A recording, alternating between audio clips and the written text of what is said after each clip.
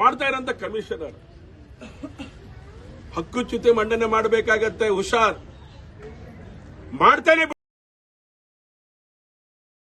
ಬಿಡೋದಿಲ್ಲ ನಾನು ಬಡವರ ಪರವಾಗಿ. ಅಧ್ಯಕ್ಷರ ಹಕ್ಕನ್ನು ಮೊಟಕು ಮಾಡುವಂತ ಅಧಿಕಾರ ಯಾರು ಕೊಟ್ಟರು ಕಮಿಷನರಿಗೆ? ಬಡವರ ಪರವಾಗಿ ಮಾಡುವಂತ ಒಂದು ಕಾರ್ಯಕ್ಕೆ ಅಡ್ಡ ಬರ್ಲಿಕ್ಕೆ ನೀವ್ಯಾರು ಹೊಣೆಗಾರರು? ಜವಾಬ್ದಾರಿ ಇಲ್ವಾ ನಿಮಗೆ?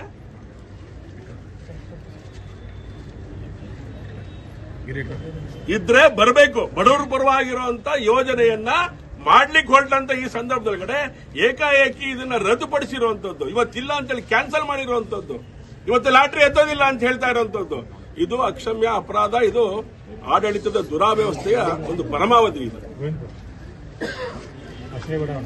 ಮಾಡ್ತಾನೆ ಬಿಡೋದಿಲ್ಲ ಅವರಿಗೆ. ನಿಮ್ಮ ಮಂತ್ರಿಗಳು ಹೇಳ್ಕೊಂಡಾಗೆ ಕೇಳಿಸ್ಕೊಂಡಿರ್ರಿ.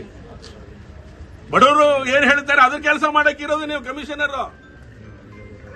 ಮಂತ್ರಿಗಳು ಬಡವರು ಪರವಾಗಿ ವಿರುದ್ಧವಾಗಿ ಕೆಲಸ ಮಾಡು, ಅವರಿಗೆ ಲಾಟರಿ ಎತ್ತು ಆಶ್ರಯ ಮನೆಗಳನ್ನು ಕೊಡಬೇಡ ಅಂತ ಹೇಳುವಂತ ಮಂತ್ರಿಗಳಿಗೆ ಧಿಕ್ಕಾರ ಹೇಳ್ಬೇಕಾಗಿರುತ್ತದೆ. ನೀವು ಕಮಿಷನರ್ ಹೇಳಬೇಕದನ್ನ.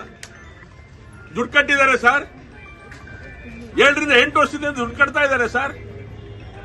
ದುಡ್ಡು ಕಟ್ಟಿದಾರಲ್ಲ, ಬಡ್ಡಿ ಹಣದೊಳಗೆ ಜೀವನ ಮಾಡ್ತಿದ್ದಾರೆ ನೀವು. ಹಾಗಾದ್ರೆ ಮನೆನೂ ಕೊಡೋದಿಲ್ಲ. ಮನೆ ಕೊಡೋಕೆ ನಿರ್ಣಯ ಮಾಡಿದ್ರೆ ಆಶ್ರಯ ಸಮಿತಿ ಅದನ್ನು ನೆಗ್ಲೆಕ್ಟ್ ಮಾಡ್ತೀರಿ. ನಿಮ್ಮಂತ ಅಧಿಕಾರಿ ಶಿವಮೊಗ್ಗ ನಗರಕ್ಕೆ ಅವಶ್ಯಕತೆ ಇಲ್ಲ.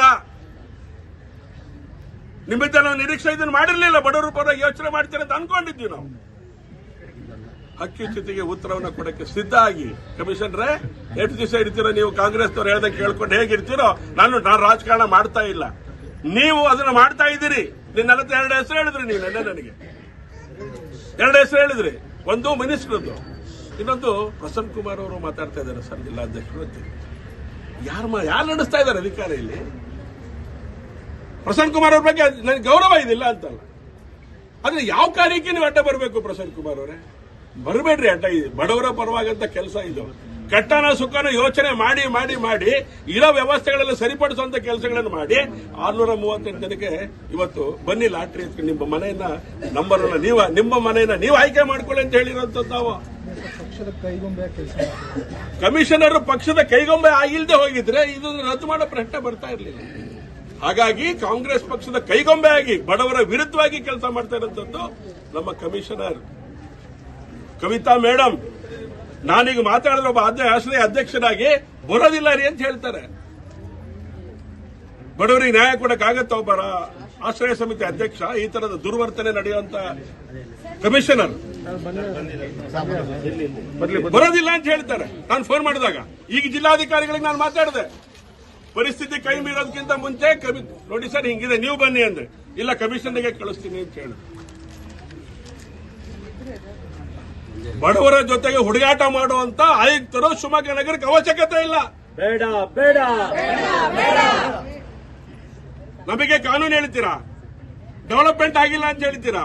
ಡೆವಲಪ್ಮೆಂಟ್ ಮಾಡಬೇಕಾಗಿರುವಂತದ್ದು ಕಮಿಷನ್ ಕರ್ತವ್ಯ. ಇವತ್ತು ನೀವು ಬಂದಿರಬಹುದು, ಈ ಹಿಂದಿದ್ದೆಲ್ಲ ಕಮಿಷನ್ ಇದ್ರು ತಾನೆ, ಯಾಕೆ ಮಾಡಲಿಲ್ಲ? ಹಾಗಾದ್ರೆ ಸರ್ಕಾರಿ ವ್ಯವಸ್ಥೆ ತಾನೆ ಇದು. ನನಗೆ ಪಾಠ ಮಾಡ್ತೀರಾ ನೀವು? ಡೆವಲಪ್ಮೆಂಟ್ ಆಗೋದು ಹೆಂಗ್ ಕೊಡೋದು ಸರ್? ಯಾಕೆ ನೋಟಿಸ್ ಕೊಟ್ರಿ ಬಡವರಿಗೆ? ಬನ್ನಿ ನಾಳೆ ಬೆಳಗ್ಗೆ ಲಾಟ್ರಿ ಎತ್ತೋಣ ಅಂತ ಹೇಳಿ. ಡೆವಲಪ್ಮೆಂಟ್ ಆಗದೆ ಕೊಟ್ಬಿಟ್ರ? ಡೆವಲಪ್ಮೆಂಟ್ ಆಗದೆ ಕರೆದಿದೀವ ನಾವು. ಮೆಸ್ಕಾಮಿಗೆ ಕೊಡಬೇಕಾದಂತ ಹಣ ಕಾರ್ಪೊರೇಷನ್ ಕೊಟ್ರಿ ತಾನೆ ನೀವು.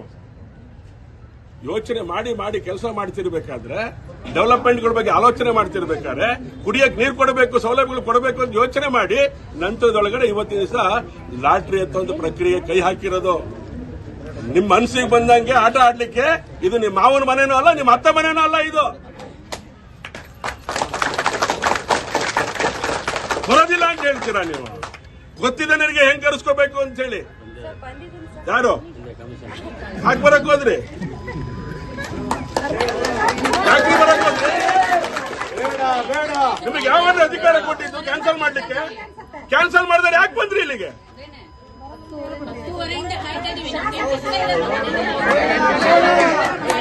ದುರ್ವರ್ತನೆ